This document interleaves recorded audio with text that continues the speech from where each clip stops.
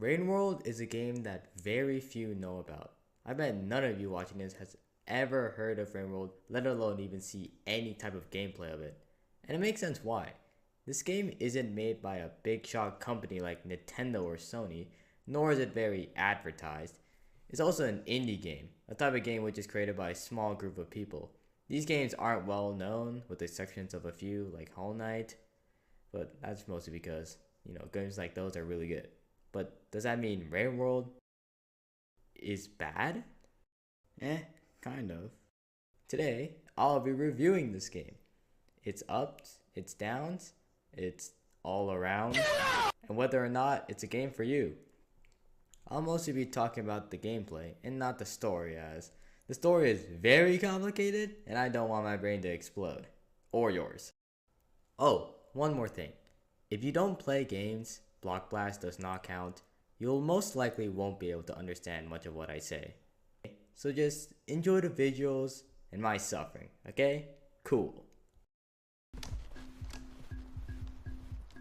Dude, that's what I wanted. No! Let go! What? I suppose I'll be having a child for the rest of this footage now. Oh god.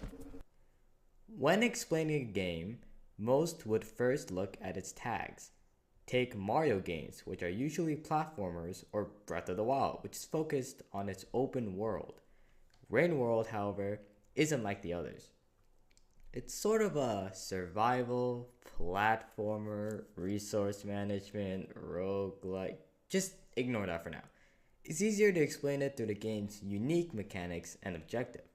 Speaking of which, what do you do in Rain World? Survive. When starting the game, you play as this little guy. They're called Slugcats. They eat bats, berries, and centipedes. Basically anything smaller than them that are edible. Eating fills up their hunger bar, which you need to have a healthy nap in these little tunnels. Tunnels are like doors. Some lead to other rooms, some lead to your bedroom, and some lead you to completely different places. Now, what if you don't want to sleep? What if you want to play Brawl Stars all night? Well, on a completely unrelated note, want to know why this game is called Rain World? When you're up and at 'em around midday, the game will warn you of the day ending, and when it ends, shelters protect you from that rain, letting you sleep to the next day. Now it's time for the fun part of the game, the enemies. That's right, you're not alone in this world. In fact, everything wants to smite you down. Lizards, big centipedes, birds, spiders, fake terrain. Yup, that's a thing. Noodle flies, intelligent beings, robots, gods, everything hates you. They also hate each other. This is a feature I've only seen in Rain World. Do you know how your PC or console handles open world games without exploding? They don't. They instead have the terrain, which is far from you, unloaded until you get near that area. Rain World, despite how the exploration system works, has everything in a region loaded all at once. And unlike other enemies in other games, the monsters don't only target you. Birds hunt lizards, and most lizards would run and hide. Lizards hunt centipedes and sometimes fight each other. Despite lizards hunting the centipedes still aren't afraid to fight back. They might even win the fight.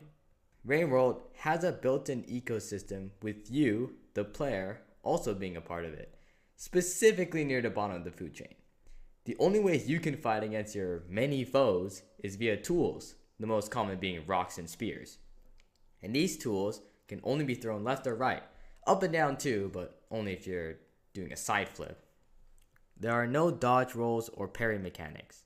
There's a slide, but you can't just slide through all your problems like dodge rolling in a Dark Souls game. You get one shot by everything, some enemies you can't even fight, some even jump scare you. You aren't strong, and that's the point.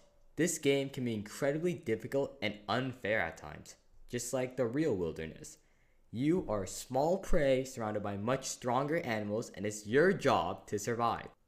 You have to play unfair, strategically, and patiently. There are very few times where you can just jump in with a single spear and win a fight. Despite how difficult this game sounds, because it is, there are a few helpful features.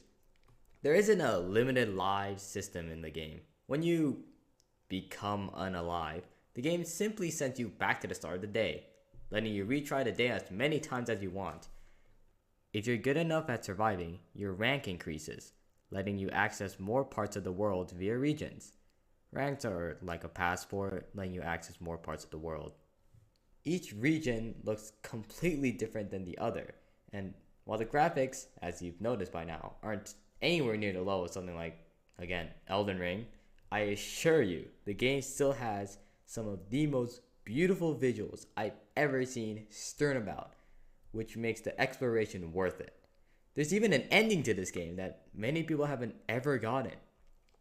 If you do play this game, please don't look at any websites, guides, or spoilers, since that just completely ruins the game's experience. In my first playthrough of the game, I literally explored every region except the one I had to go to. The game is pretty expensive, so make sure you watch some other spoiler-free reviews before you purchase the game, because I assure you, this game is not for everyone. And if you can, buy the game, play it for an hour, and then refund it if you don't like it. Just give it at least a try, please, because in my opinion, it's a hidden gem. By the way, if you decide to buy the game, get the DLC as well. It's an extra $20 unless you're smart and buy it on sale, but it adds triple the content with like new enemies, new regions, and different Slugcats, all with their own unique skills. And that's the end of the review. Hope you enjoyed it, and I'll see you next time, maybe.